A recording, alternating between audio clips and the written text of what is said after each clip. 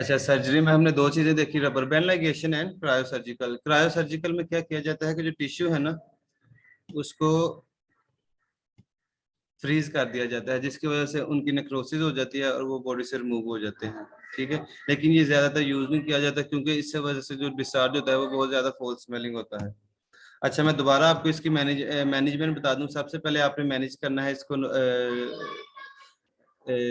सबसे पहले good personal hygiene देनी है, एक्सेसिव ट्रेनिंग से उसे कहना अवॉइड करे, high residue diet, warm compressive, sitz bath और एनाल्जेसिक्स देने हैं और बेड रेस्ट। और उसके बाद नॉन सर्जिकल में आपने तीन चीजें करनी है, infrared photocoagulation, bipolar diathermy and laser therapy. और सर्जरी में दो प्रोसीजर हैं, इनके आपने नाम याद करने हैं, बाकी अपनी अंडरस्टैंडिंग एक दफा इनको पढ़ लीजिएगा, लेकिन आपको नाम पता हो, रबर बैंड लाइगेशन एंड क्रायोसर्जिकल हेमरोडेक्टोमी। ठीक है, बाकी यहाँ से आपने सिर्फ डायग्नोस के नाम, constipation, anxiety, acute pain, urinary retention और रिस्क फॉर इनफेक्टिव थेरेप्यूटिक रिजिमेंट। और नर्सिंग इंटरवेंशन में वही आपने सारी चीजें करनी है कि कॉन्स्टिपेशन को लीव करना है, एंजाइटी को, पेन को, यूरिन एलिमिनेशन प्रमोट करनी है और कॉम्प्लिकेशन को मैनेज करना है। ठीक है, हेमराइड सबको क्लियर है? हेमराइड में से किसी का कोई क्वेश्चन? मैं दोबारा एक दफा अब रिपीट करता हूँ कि हेमराइड्स क्या होते हैं कि डायलेटेड पोर्शंस ऑफ वेन होते हैं इन दी एनल कैनाल। दो तरह के हो सकते हैं, अगर अबाव द इंटरनल स्फिंक्टर हो तो इनको हम इंटरनल हेमराइड्स कहेंगे, अबाव द एक्सटर्नल हो तो इनको हम कहेंगे एक्सटर्नल हेमराइड्स। कोजेज में इसके एक तो shearing of mucosa during defecation हो सकती है, या during pregnancy increase pressure in haemorrhoidal tissue हो सकता है। साइनस सिम्टम में itching, pain, bright red bleeding. External haemorrhoid जो है वो पेनफुल होते हैं with oedema and thrombus, and internal haemorrhoid usually painful नहीं होते अंटिल दे ब्लीड। मैनेजमेंट में सबसे पहले आपने high residue diet, good personal hygiene, warm compressive, sitz bath, analgesics देने हैं। और नॉन सर्जिकल में infrared photocoagulation, bipolar diathermy, laser therapy आपने देनी है। ठीक है, और सर्जिकल इसमें आपने क्या करना है कि सर्जिकल बैंड लाइगेशन, और उसके बाद आप लोगों ने क्रायो सर्जिकल हेमरेक्टमी, ये दो प्रोसीजर्स हैं जो आप लोगों ने करने हैं। और नर्सिंग मैनेजमेंट में आप लोगों ने इसकी वो पेन मैनेज करनी है, एंजाइटी को रिलीव करना है, और कॉन्स्टिपेशन को रिलीव करना है, डेफिकेशन को रिलीव करना है, वो चीज़ें आप लोगों ने सिर्फ करनी है। तो यहाँ तक था आप लोगों का हेमराइड्स। हेमराइड में किसी का क्वेश्चन हो तो आप लोग पूछ सकते हैं। हेमराइड्स जो है वो आप लोगों के सिर्फ एनल एरिया में ही होते हैं। ठीक है, अगर किसी और जगह में वेंस की डायलेशन होगी तो उसको हम कहेंगे एन्यूरिज्म। ठीक है, सर जो एक्सटर्नल हेमराइड्स है वो हेमराइड्स को पाइल्स भी कहा जाता है। आउटसाइड, क्या कहनी है आप? एक्सटर्नल हेमराइड, जो एक्सटर्नल हेमराइड्स जो एक्सटर्नल स्फिंक्टर होता है उससे आउटसाइड होता है। जी बिल्कुल, ये आउटसाइड होते हैं। तो ये तो एनएस से बाहर होंगे ना? जी बिल्कुल, ओके। ये अराउंड द एनएस होंगे आपके। ठीक है, सर्जिकल मैनेजमेंट में दो चीजें हैं, cryosurgical haemorrhoidectomy and rubber band ligation. Rubber band में एक रबर बैंड होता है जो कि आपके हेमराइड्स को सर्जिकल प्रोसीजर के थ्रू उनको ऊपर बांध दिया जाता है, जिसकी वजह से उनकी नेक्रोसिस हो जाती है और वो बॉडी से रिमूव हो जाते हैं। क्रायोसर्जिकल में क्या करते हैं कि आपके उनको फ्रीज कर दिया जाता है और इससे भी उनकी नेक्रोसिस हो जाती है, लेकिन ये बहुत कम यूज होता है क्योंकि इससे जो स्मेल आती है वो बहुत ज्यादा फॉल होती है। ठीक है, तो अच्छा, अब कौन बच्चा रिपीट करेगा? Any volunteer? मैं सर। अच्छा, आपने पहले अपना नाम बताना है फिर रिपीट करना है। अक्सा नज़ीर। ठीक है, हेमोरॉइड का सर हमने पढ़ा है कि ये क्या होता है, डायलेटेड पोर्शन होता है वेन्स का एनर कैनाल के अंदर। ठीक है, इसमें क्या होता है कि अगर प्रेगनेंसी में जैसे प्रेशर जो होता है एब्डोमिनल इंक्रीज हो जाता है तो हेमोरॉइड जो टिश्यूज होते हैं उनका भी प्रेशर जो होता है इंक्रीज हो जाता है। ठीक है, ठीक है, नेक्स्ट हमने इसके पढ़े थे कि टू टाइप्स के होते हैं, इंटरनल होते हैं और एक्सटर्नल होते हैं। अगर जो हमारे इंटरनल स्फिंक्टर्स के इर्द गिर्द आउटपाउचिंग हो जाएगी तो हम कहेंगे कि वो इंटरनल स्फिंक्टर की वजह से हुआ हेमोरॉइड्स, और एक्सटर्नल के अगर इर्द गिर्द हो गए तो इट मींस दैट कि वो एक्सटर्नल के इर्द गिर्द हुआ है। नेक्स्ट उसकी हम लोगों ने कॉजेज पढ़ी थी, शेयरिंग ऑफ मिकोजा हो जाएगा ड्यूरिंग डेफिकेशन। अगर प्रेगनेंसी में क्या होता है कि प्रेशर जो होता है वो इंक्रीज हो जाता है तो हेमोरॉइडल टिश्यू का प्रेशर भी वो इंक्रीज हो जाएगा। ठीक उसके है, बाद हम लोगों ने साइन एंड सिम्टम्स के बारे में पढ़ा था, जिसमें हमारे पास आ जाता है ब्लीडिंग होती है और ब्लीडिंग इन डेफिकेशन आ जाएगा, पेन होगी, इचिंग होगा, एक्सटर्नल और इंटरनल इसमें भी आ जाते हैं स्फिंक्टर की। अगर एक्सटर्नल स्फिंक्टर होगा तो सीवियर पेन होगी विद इन्फ्लेमेशन एंड एडिमा या थ्रोम्बस हम कह सकते हैं, और अगर इंटरनल होगा तो हमारे पास जो होता है वो लेस पेन होती है अनटिल ब्लीड। ठीक है। नेक्स्ट हमारे पास हमने इसकी पढ़ी थी मैनेजमेंट पढ़ी थी, जिसमें हमने कहा था कि पर्सनल हाइजीन को हमने मेंटेन करना है, डाइट हाई रेजिडुअल डाइट लेनी है, वार्म कंप्रेसेस लेने हैं, और उसके अलावा जो है एक्सेसिव या फिर स्टेनिंग करनी है, सिर्फ बात है, एनर्जेटिक्स है और बेड रेस्ट आ जाएगा। ठीक है। उसके बाद ओके। नॉन सर्जिकल में हम लोगों ने कहा था, नॉन सर्जिकल में हमारे पास आ जाते हैं इंफ्रारेड जो था, और इसके अलावा था बाईपोलर डायाथर्मी और ठीक लेजर है। थेरापी था। नेक्स्ट सर्जिकल ट्रीटमेंट में हमारे पास दो थे, रबर बैंड लाइगेशन था, जिसमें क्या करते हैं कि जब जहाँ पे बस हम हेमोरॉइड होता है नाम उसको बता दें, नाम हेमोरॉइड बता को, दें।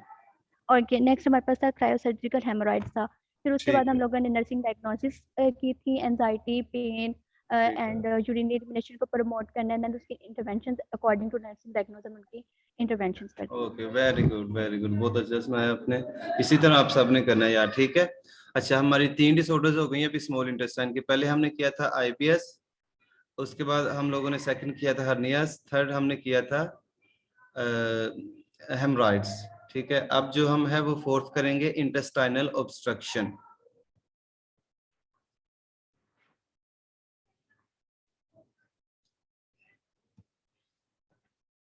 अच्छा जी, ऑब्स्ट्रक्शन क्या है? इंटेस्टाइनल ऑब्स्ट्रक्शन आपको नाम से पता चल रहा है, इसकी डेफिनेशन कि it's a partial or complete block of small or large intestine that keep the food, liquid, gas and stool from moving through the intestine in a normal way। यानी कि ये पार्शियल भी हो सकती है, ये कंप्लीट हो सकती है ब्लॉकेज आपकी स्मॉल या लार्ज इंटेस्टाइन की, जिसकी वजह से आपकी जो फूड, लिक्विड और गैस है वो नॉर्मली आपकी इंटेस्टाइन से मूव नहीं करता। तो ये है इसकी डेफिनेशन। पहले आपने डेफिनेशन याद करनी है कि आपकी partial or complete obstruction of small large intestine that prevent food, liquid और gas from moving on forward. ठीक है।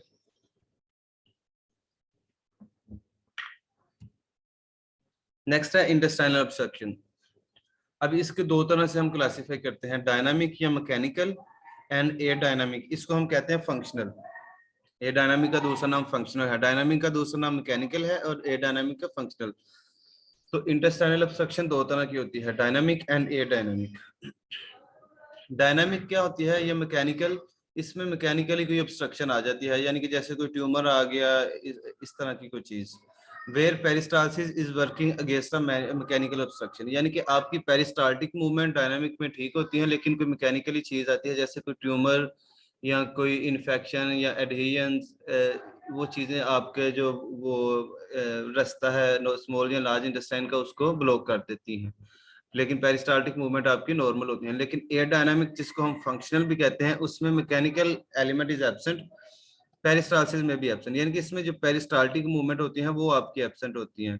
और मे भी मैकेनिकली कोई इश्यू ना हो, लेकिन आपकी पेरिस्टाल्टिक मूवमेंट ही है वो काम नहीं कर रही होती। तो पेरिस्टाल्टिक मूवमेंट आप बहुत जरूरी होती है आपकी फूड को फॉरवर्ड मूव करने के लिए। तो इसके दो टाइप्स हैं ऑब्स्ट्रक्शन की, डायनामिक या मैकेनिकल, और एयर डायनामिक यानी कि फंक्शनल।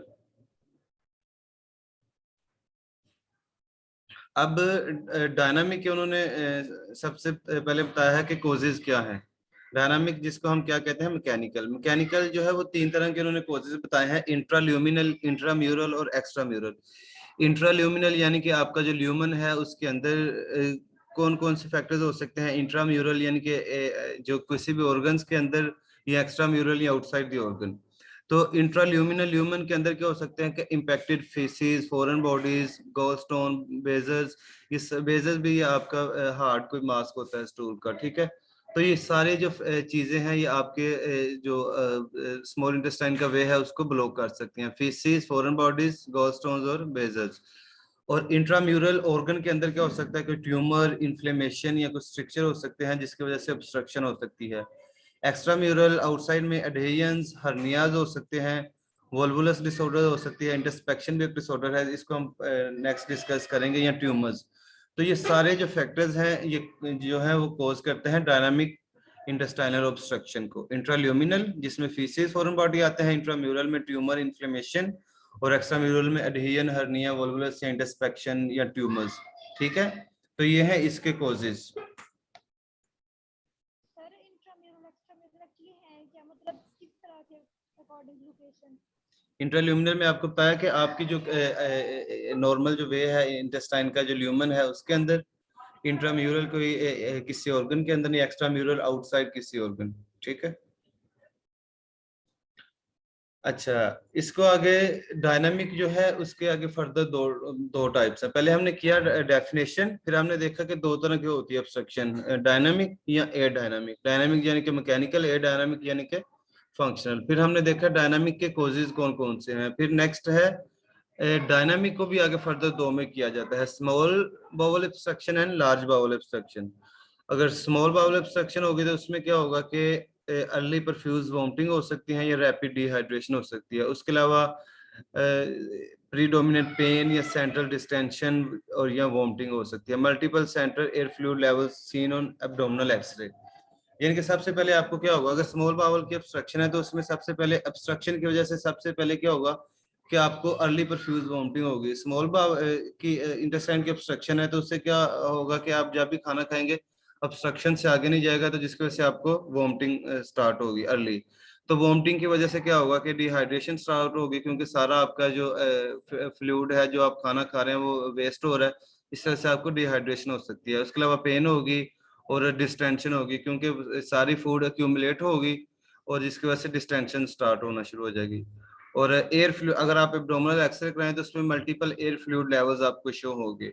अगर लार्ज बाउल की ऑब्स्ट्रक्शन है तो उसमें क्या होगी कि उसमें भी डिस्टेंशन होगी, पेन माइल्ड होगी, वॉमिटिंग, डिहाइड्रेशन, ये लेट सिम्टम होंगे इसके, ठीक है। तो ये है दो इसकी type, small bowel obstruction and large bowel obstruction. अच्छा, ये आप सिर्फ एक दफा देख लीजिएगा, ये आप लोगों ने करनी नहीं है। टाइप्स ऑफ ऑब्स्ट्रक्शन एक्यूट हो सकती है, क्रोनिक हो सकती है, एक्यूट और क्रोनिक और सब एक्यूट ऑब्स्ट्रक्शन। एक्यूट यानी कि शॉर्ट ड्यूरेशन के लिए और इमीडिएट, इसमें सडन क्लिक की पेन होती है। क्रोनिक जो है वो प्रोग्रेसिव होती है, लार्ज टाइम के लिए होती है। इस तरह बस आपने इनके एक दफा इनको देख लेना है, ठीक है, इतनी डिटेल्स इनकी नहीं करनी। डायनामिक, एयर डायनामिक इंपॉर्टेंट है और स्मॉल और लार्ज बाउल ऑब्स्ट्रक्शन इंपॉर्टेंट है। और ऑब्स्ट्रक्शन के लिए फर्दर भी डिवाइड किया है कि ये सिंपल स्ट्रैंगुलेशन या क्लोज लूप हो सकती है। सिंपल वो होती है कि मतलब without interfering with vascular supply, यानी कि आपकी ऑब्स्ट्रक्शन है लेकिन आपकी वेसल्स को वो डिस्टर्ब नहीं कर रही, वो होगी सिंपल। अगर स्ट्रैंगुलेशन में ये है कि जो ऑब्स्ट्रक्शन है आपकी जो वेन्स हैं, जो वेसल्स है, उसको भी डिस्टर्ब कर रही है। क्लोज लूप वो होगी कि आपके प्रोक्सिमल और डिस्टल दोनों एंड से ऑब्स्ट्रक्शन है, यानी कि एक तरफ स्मॉल इंटेस्टाइन में भी ऑब्स्ट्रक्शन है, लार्ज में भी, दोनों तरफ से ऑब्स्ट्रक्शन है, तो एक क्लोज लूप बन जाता है, ठीक है। तो ये इस तरह भी इसको क्लासिफाई किया जाता है। मेन आपने इसको क्लासिफाई करना है डायनामिक, ए डायनामिक में, फिर डायनामिक को आगे फर्दर दो में, स्मॉल और लार्ज में। जो फर्दर क्लासिफिकेशन है एक्यूट, सब एक्यूट, क्रोनिक और सिंपल स्ट्रैंगुलेटेड, इसको आप और क्लोज लूप, ये आप एक दफा रीड कर लीजिएगा। क्लासिफिकेशन क्लियर है सबको? जी सर। ठीक है, ओके, वेरी गुड। अच्छा, अब इसके कोजेज क्या हैं? कोजेज में इसके क्या है कि एडहेजन हो सकते हैं। एडहेजन मतलब कोई स्कार हो सकते हैं, ठीक है, मेन कोज है इसका एडहेजन्स।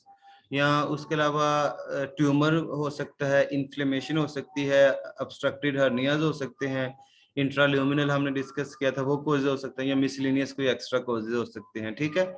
तो ये सारे कोजेज जो हैं वो क्या करते हैं, आप इंटेस्टाइनल ऑब्स्ट्रक्शन कोज करते हैं। आपने नाम याद करने हैं, परसेंटेज नहीं याद करनी, इनके सिर्फ नाम याद करने हैं, ठीक है। तो इन सब की वजह से इंटेस्टाइन की ऑब्स्ट्रक्शन हो सकती है। Adhesion, tumours, inflammation, obstructed hernia, intraluminal and miscellaneous. अच्छा, पैथोफिजियोलॉजी को जस्ट आपने रीड करना है, मैं आपको समझा देता हूँ डिजीज को समझने के लिए, ठीक है। याद नहीं आपने करना, लेकिन आपको डिजीज को समझने के लिए इसकी पैथो का पता होना जरूरी है। पैथो का क्वेश्चन आपको बहुत कम आता है, एएचएन में भी और पैथोफिजियोलॉजी में। डायरेक्ट आपसे डिजीज की पैथोफिजियोलॉजी नहीं पूछी जाती, आपसे इनडायरेक्ट टाइप क्वेश्चन पूछे जाते हैं, जैसे कि मतलब साइन एंड सिम्टम्स, या उसकी टाइप्स, या causes, risk factors, nursing interventions, nursing diagnose. Medical भी बहुत कम आती है समटाइम, लेकिन आ जाती है मेडिकल मैनेजमेंट, ठीक है। इस तरह के ज्यादा आपको क्वेश्चन पूछे जाते हैं। और उसके अलावा टेबल्स जो होते हैं बहुत इंपॉर्टेंट होते हैं हर बुक के, स्पेशली ब्रूनर सजाद के बहुत ज्यादा इंपॉर्टेंट है। तो पैथोफिजियोलॉजी डायरेक्टली बहुत कम आती है, लेकिन आपको, आप लोगों ने करनी लाजमी है, आपको आइडिया होना चाहिए, ठीक है।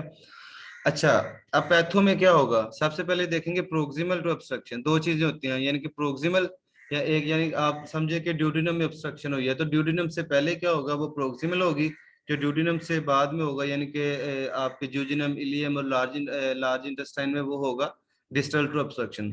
तो सबसे पहले प्रोक्सिमल क्या होगा? इंक्रीज फ्लूइड सिक्रीशन, फ्लूइड्स की सिक्रीशन ज्यादा हो जाएगी जिसकी वजह से एब्डोमिनल डिस्टेंशन होगी। और क्योंकि वो फूड फॉरवर्ड नहीं मूव कर रही, तो जिसमें गैस एक्यूमुलेट होना शुरू हो जाएगी, वो भी एब्डोमिनल डिस्टेंशन कॉज करेगी। जो वहाँ प्रेशर है वो इंक्रीज होगा जिसकी वजह से वोमिटिंग होगी, क्योंकि वहाँ फ्लूइड एक्यूमुलेट हो रही है तो वो बैकवर्ड मूव करना शुरू हो जाएगी। डिहाइड्रेशन वोमिटिंग से होगी, फिर आपकी जो बावल है वो डायलेट कर जाएगा और जो आपके मसल्स हैं वो कंट्रैक्ट करेंगे जिसकी वजह से आपको कुलिकी पेन होगी। और उसके अलावा पेरिस्टाल्टिक मूवमेंट जो है वो ज्यादा हो जाएंगी। क्यों पेरिस्टाल्टिक मूवमेंट इसलिए ज्यादा होंगी कि वो ऑब्स्ट्रक्शन को ओवरकम करने के लिए, जिसकी वजह से आपको बावल साउंड आएगी। और इफ ऑब्स्ट्रक्शन नॉट ओवरकम, अगर ऑब्स्ट्रक्शन जो है वो आपकी कम नहीं होती तो बावल एट्रोपी हो सकती है। ठीक है, तो ये सारी है प्रोक्सिमल टू ऑब्स्ट्रक्शन। ऑब्स्ट्रक्शन से पहले क्या हो सकता है कि फ्लूइड सिक्रीशन ज्यादा हो सकती होगी, एक्यूमुलेशन ऑफ गैस होगी, प्रेशर ज्यादा होगा, vomiting, dehydration, reflex contraction of muscles. और इसके बाद क्या होगा कि डिस्टल में nothing is pass and bowel collapse, यानी कि सारा कुछ जो है वो प्रोक्सिमल है एक्यूमुलेट होना शुरू होगा और कुछ भी जो फूड है आपकी वो डिस्टल पास नहीं करेगी, जिसकी वजह से आपका बावल जो है वो कोलैप्स करेगा और कॉन्स्टिपेशन होगी। ठीक है, तो डिजीज समझ लग गई। इस वजह से आपको इसकी 4 मेन सिम्टम होती हैं इसकी: abdominal pain, vomiting, distension and constipation. अब आपको पता चल गया ये चारों सिम्टम किस तरह होती हैं। ठीक है, एब्डोमिनल पेन होगी, वोमिटिंग होगी, डिस्टेंशन होगी एंड कॉन्स्टिपेशन होगी। ये वेरी करती हैं according to obstruction, duration, patho और इस्कीमिया। इसके बेस पे ये सिम्टम वेरी करती रहती हैं, इनकी सेवेरिटी। अब इन चारों की थोड़ी थोड़ी डिटेल आपको आनी चाहिए। जो एब्डोमिनल पेन है वो होती है कुलिकी इन नेचर अराउंड अम्बिलिकस, एक second, around umbilicus in a small bowel obstruction, while in lower abdomen in large bowel obstruction.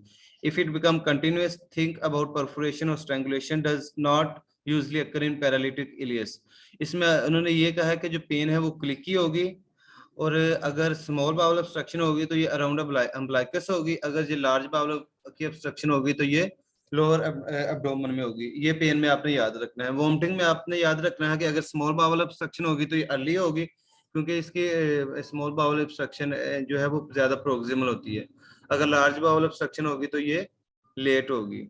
और अगर ऑब्स्ट्रक्शन जो प्रोग्रेस रहती है, ज्यादा अरसे के लिए रहती है, तो आपकी स्टार्टिंग में क्या होता है कि सिर्फ डाइजेस्टेड फूड आती है वोमिटिंग में, लेकिन अगर ज्यादा अरसे के लिए रहती है तो आपका जो फीकुलेंट है, जो फीकल मटेरियल है, वो भी वोमिटिंग के थ्रू आना स्टार्ट हो जाता है।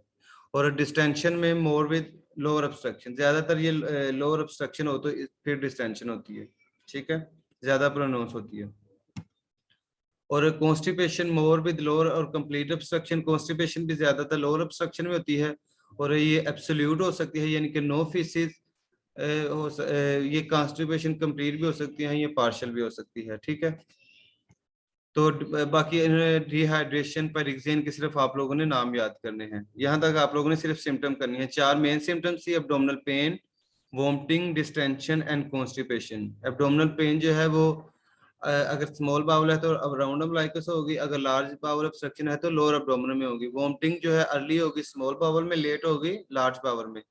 जो डिस्टेंशन है वो ज्यादातर होती है लोअर ऑब्स्ट्रक्शन में, और कॉन्स्टिपेशन भी ज्यादा होती है लोअर और कंप्लीट ऑब्स्ट्रक्शन में। इसके अलावा डिहाइड्रेशन, पेरिक्सिया हो सकता है, और फीवर, टैकीकार्डिया, वो सिर्फ आपने नाम याद कर लेने हैं।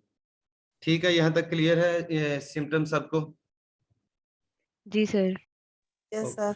Okay good. क्लिनिकल एग्जामिनेशन आपने नहीं करना, ठीक है, ये आपका हेल्थ असेसमेंट में आएगा, वहाँ आप अगर वहाँ भी आपको इसकी जरूरत नहीं होगी। ठीक है, इन्वेस्टिगेशन के आप लोगों ने सिर्फ नाम याद रखना है। इसका हेमोग्राम यानी कि सीबीसी करवा सकते हैं, इलेक्ट्रोलाइट जिसमें हाइपरक्लीमिया टेस्ट करवा सकते हैं, एब्डोमिनल एक्सरे करवा सकते हैं, सिग्माइडोस्कोपी, कंट्रास्ट एक्सरे या सिटी एब्डोमेन, ये सारी चीजें करवाई जाती हैं जिससे आपके वो ऑब्स्ट्रक्शन का पता चलता है। ठीक है, सिग्माइडोस्कोपी करवाते हैं जिसमें उसका अगर कार्सिनोमा हो या ऑब्स्ट्रक्शन कहाँ है उसका पता चल सकता है। एक्सरे में पता चलता है जिसमें उसमें एयर फील्ड पैचेस नजर आते हैं। WBC में पता आपके जो लैब्स की वैल्यूज है उनका पता चलेगा, और एब्डोमेन की सीटी करवाते हैं। ठीक है, ये टेस्ट के आपने नाम याद करने हैं। और बस ये डिटेल्स नहीं करनी है आपने कि एक्सरे किस तरह के होंगे, क्या इसमें नजर आएगा। अच्छा, ट्रीटमेंट इसमें क्या करेंगे? इसमें सबसे पहले आप जीआई ड्रेनेज यानी कि गैस्ट्रोइंटेस्टाइनल ट्रैक की ड्रेनेज करेंगे।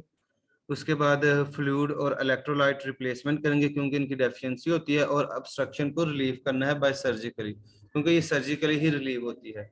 सबसे पहले कंजर्वेटिव मैनेजमेंट में ये करते हैं कि नेजोगैस्ट्रिक ट्यूब के थ्रू उसकी कंप्रेशन करते हैं ऑब्स्ट्रक्शन की, और पेशेंट को एनपीओ रखा जाता है, ठीक है। उसके अलावा उसका टेम्परेचर, एब्डोमिनल एग्जामिनेशन आपने चेक करते रहना है, और इसके लिए ब्रॉड स्पेक्ट्रम एंटीबायोटिक्स देनी है। तो मैनेजमेंट में सबसे पहले आएगी कंजर्वेटिव, जिसमें आपने नेजोगैस्ट्रिक कंप्रेशन करनी है, एनपीओ रखना है पेशेंट को, आईवी फ्लूइड रिप्लेसमेंट करनी है, और टेम्परेचर और एब्डोमिनल एग्जामिनेशन करना है, और ब्रॉड स्पेक्ट्रम एंटीबायोटिक्स देनी है। और अगर इससे ठीक नहीं हो रहा तो फिर सर्जरी की जाती है, जिसमें सर्जरी से वो आपका जो एरिया है जहाँ ऑब्स्ट्रक्शन है उसको रिमूव किया जाता है। Cases that show reason for delayed should be. अच्छा, इधर उन्होंने सर्जरी की काफी डिटेल्स दी हुई हैं, आप लोगों ने इतनी डिटेल्स नहीं करनी है, आपने सिर्फ यहाँ से ये करना है इंडिकेशन ऑफ सर्जरी। अगर आप कंजर्वेटिवली मैनेज नहीं कर रहे, या आपकी इरिड्यूसेबल हर्नियाज हैं या स्ट्रैंगुलेशन है, तो फिर क्या करते हैं, सर्जरी करते हैं। तो सर्जरी से क्या करते हैं कि वो जो साइट है उसको रिमूव किया जाता है। अगर वो साइट अननोन है तो आप ब्लेप्टोटमी करते हैं, जिससे आपको साइट का पता चलता है और नेचर का पता चलता है कि ऑब्स्ट्रक्शन किस तरह की है, ठीक है। उसके बाद उन्होंने बताया है कि जो, अच्छा मैनेजमेंट में दोबारा आपको रिपीट करता हूँ, मैनेजमेंट में सबसे पहले आपने यहाँ से स्टार्ट करना है कंजर्वेटिव। कंजर्वेटिव में नेजोगैस्ट्रिक आपने एस्पिरेशन करनी है, उसके बाद आईवी फ्लूइड रिप्लेसमेंट करनी है, पेशेंट को एनपीओ रखना है, टेम्परेचर और एब्डोमिनल एग्जामिनेशन करना है, और ब्रॉड स्पेक्ट्रम एंटीबायोटिक्स देनी है। अगर आपसे कंजर्वेटिव मैनेज नहीं हो रहा, या इरिड्यूसेबल हर्नियाज हैं या स्ट्रैंगुलेशन है, तो फिर क्या किया जाता है, सर्जरी किया जाता है, जिससे वो ऑब्स्ट्रक्टेड पार्ट को रिमूव किया जाता है। मैनेजमेंट में बस आपने इतना याद रखना है, ठीक है। मैनेजमेंट आप लोग लिख लोगे?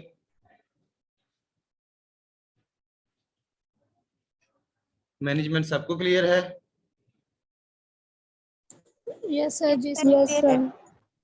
अच्छा, इसमें नेक्स्ट उन्होंने बताया कि एडहेजन जो है वो इसका मेजर काज है, एडहेजन और बैंड्स। वो आपने सिर्फ जो कोजेस के हमने नए पढ़े थे, बस आपने वो याद रखना है। एडहेजन को आपने सेपरेटली नहीं करना, लेकिन ये आपने बुक से करना है, ठीक है। मैं आपको बार बार कहता हूँ बुक से तैयारी करें, बुक से ही पेपर पढ़ना है, और उधर से ही आप तैयारी करें, ठीक है। ये चीजें जो एडहेजन वाली हैं ये आप लोगों ने नहीं करनी। मैं दोबारा आपको रिपीट करता हूँ, ऑब्स्ट्रक्शन क्या है। ये पार्शियल या कंप्लीट ब्लॉकेज हो सकती हो जाती है स्मॉल या लार्ज इंटेस्टाइन की, जिससे क्या होता है कि आपकी फ्लूइड और गैस और फीसिस सारे एक्यूमुलेट होना शुरू हो जाते हैं आपके प्रोक्सिमल टू ऑब्स्ट्रक्शन। ये दो तरह की हो सकती है, डायनामिक या एडायनामिक। डायनामिक मैकेनिकल ऑब्स्ट्रक्शन होती है, जिसमें पेरिस्टाल्टिक मूवमेंट प्रेजेंट होती हैं, लेकिन कोई मैकेनिकल चीज उसको ऑब्स्ट्रक्ट कर देती है। एडायनामिक, जिसको हम फंक्शनल कहते हैं, इसमें पेरिस्टाल्टिक मूवमेंट एब्सेंट होती हैं। डायनामिक के डिफरेंट कॉजेज होते हैं, इंट्राल्यूमिनल जिसमें फीसिस फॉरेन बॉडीज हो सकते हैं, इंट्राम्यूरल में ट्यूमर्स इन्फ्लेमेशन हो सकती है, और एक्स्ट्राम्यूरल में एडहेजन्स या हर्नियाज हो सकते हैं। डायनामिक आगे दो तरह की होती है, small bowel obstruction and large bowel obstruction. और इसको फर्दर, इसको आपने नाम याद रखना है, एक्यूट, सब एक्यूट, क्रोनिक में भी किया जाता है, या सिंपल स्ट्रैंगुलेटेड या क्लोज में। कोजेज इसके एडहेजन्स हो सकते हैं, tumours, inflammation, obstructed hernias, intraluminal and miscellaneous. ये इसके कोजेज हैं। पैथो में आपने याद रखना है कि प्रोक्सिमल क्या होगा, इसके ऑब्स्ट्रक्शन का डिस्टल क्या होगा। Proximal fluid secretion, gas accumulation, pressure, dehydration, vomiting, ये सारी चीजें ज्यादा हो जाएंगी। और डिस्टल क्या होगा कि कुछ भी पास नहीं होगा, जिसकी वजह से बाउल कोलैप्स होगा और कॉन्स्टिपेशन होगी। सिम्टम्स में आपने याद रखना है 4 मेन सिम्टम्स हैं, और इनकी डिटेल्स आपको पता होने चाहिए। 4 सिम्टम्स के, abdominal pain, vomiting, distension, constipation. Abdominal pain आपने याद रखना है कि जो स्मॉल बावल में इसमें अराउंड अम्बलाइकस होगी, जो लार्ज बावल है उसमें लोअर एब्डोमेन होगी। वोमिटिंग अर्ली होगी स्मॉल में और लेट होगी लार्ज में। डिस्टेंशन ज्यादा होगी कि लोअर ऑब्स्ट्रक्शन में ज्यादा होगी, और कॉन्स्टिपेशन भी लोअर में ज्यादा होगी। इसी तरह आपने इसके बाकी ट्रीटमेंट में याद रखना है कि कंजर्वेटिव में nasogastric aspiration, ivy fluids, NPO और ब्रॉड स्पेक्ट्रम एंटीबायोटिक्स। अगर इससे ठीक नहीं हो रहा तो फिर इसको सर्जिकली इस पार्ट को रिमूव कर दिया जाता है, ठीक है जी। यहाँ तक क्लियर है? कौन है जो इसको अब रिपीट करेगा? सर मैं करूं? करेंगे प्लीज। कौन है? सर, किसने तूबा। रिपीट? सर मैं तूबा, करूं? ठीक है, तूबा आप करें। Yes sir, thank you. Sir इसमें मैं आपने करूँ? हमें बताया था कि आपने इंटेस्टाइनल आपसे ऑब्स्ट्रक्शन पूछना के बारे में, जी जी सॉरी, आपने हमें बताया था ओके सर। इंटेस्टाइनल ऑब्स्ट्रक्शन के बारे में कि हमारे पास पार्शियल या कंप्लीट ब्लॉकेज आ सकती है स्मॉल और लार्ज इंटेस्टाइन में, जिसकी वजह से फीसेस गैसेस वगैरह जो है हमारे वो अकमुलेट होना शुरू कर देंगी। फिर आपने इसकी टाइप्स बताई थी, डायनामिक और डायनामिक आ जाती है। डायनामिक में हम बोलते हैं कि ये मैकेनिकल होती है, ए डायनामिक जो होती है फंक्शनल होती है। इससे पेरिस्टाल्सिस मूवमेंट जो होंगी वो जो हमारे पास होंगी एब्सेंट हो जाएंगी, और मैकेनिकल में वो प्रेजेंट तो होंगी बट मैकेनिकली कोई ऑब्स्ट्रक्शन जैसे ट्यूमर वगैरह आ जाती है, वो आ जाती है। ठीक है इसके बाद आपने हमें काजेस बताई थी, किसकी काजेस में 3 आती हैं, इंट्राल्यूमिनल, इंट्राम्यूरल और है एक्स्ट्रा एक्स्ट्राम्यूरल। जी, इसमें भी आपने हमें वो बताया था कि मुझे सिम्टम्स इंट्राल्यूमिनल आप में क्या आ सिम्टम सकता है। एक्सप्लेन कर दें जस्ट जी, इसमें फिर हमारे पास आ जाते हैं सिम्टम्स आ जाते हैं। सिम्टम्स में हमारे पास 4 आपने बताए थे कि हमें या तो एब्डोमिनल पेन हो सकता है, वोमिट हो सकता है, डिस्टेंशन हो सकती है, कॉन्स्टिपेशन। फिर आपने ठीक है बस इनकी तो आगे ठीक डिटेल है बताई। ठीक है वेरी गुड ओके सर। अच्छा सेकंड कौन स्टूडेंट थी क्या था आपका नाम जो पूछ रही थी सर जाहिदा।